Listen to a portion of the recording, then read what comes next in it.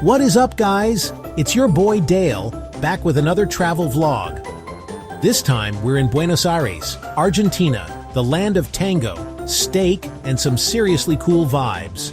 We're about to hit up the 10 best spots in the city, from historic cemeteries to wild markets and everything in between. Buckle up because this is gonna be epic. Let's go! Alright, first up is the Recoleta Cemetery. And no, it's not as creepy as it sounds. This place is like a city for the dead, with elaborate mausoleums and statues everywhere. We're talking like straight-up marble masterpieces. We snagged a tour guide who was telling us some crazy stories about the people buried here, like this one lady who was buried alive. Yeah, you heard that right. They even have Evita Perón's tomb here. She was like the Marilyn Monroe of Argentina. Next up, La Boca. This neighborhood is like walking into a rainbow explosion. Seriously, every single building is painted a different color. It's insane. We hit up Caminito Street, which is like the heart of La Boca. There was music everywhere, people dancing tango in the streets, and tons of artists selling their work. We even tried to learn some tango moves, but let's just say we need a lot more practice. Alright, so you know I'm not usually a big opera guy, but Teatro Colón blew me away. This place is like crazy opulent. Think gold leaf, red velvet, chandeliers the size of my car. We managed to snag tickets to a show and it was actually pretty awesome. The acoustics were insane and the performers were incredible. Alright, after all that exploring, we needed some chill time. So we hit up Bosques de Palermo, which is basically like the Central Park of Buenos Aires. We rented bikes and cruised around the lake. It was super peaceful. They even have these swan boats, which we totally would have rented if we weren't already dying of laughter from the bike ride. Get ready to eat, because San Telmo Market is a foodie's dream come true.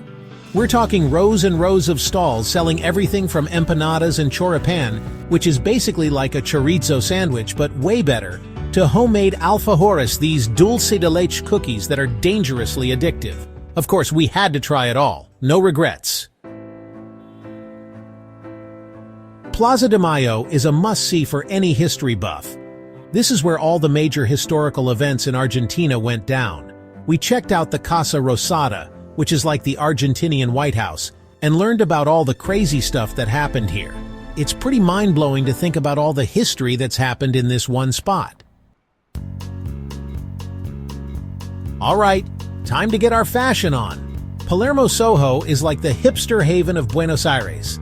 It's full of cool boutiques, art galleries, and these amazing rooftop bars with killer views.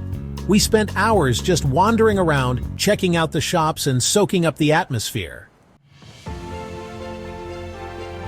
Okay, we needed a break from all the hustle and bustle, so we headed to the Japanese gardens for some peace and quiet. This place is like a little slice of Japan in the middle of Buenos Aires. We watched the koi fish swim around the pond, checked out the traditional tea house, and just chilled out for a while. It was the perfect way to recharge. For our last night in Buenos Aires, we had to do it big, so we headed to Puerto Madero, which is like the fancy waterfront district. We snagged a table at this amazing restaurant right on the water and feasted on steak and Malbec while watching the sunset over the city. It was the perfect ending to an epic trip. We couldn't leave Buenos Aires without getting a picture with the Obelisco, right? This iconic monument is like the Eiffel Tower of Buenos Aires.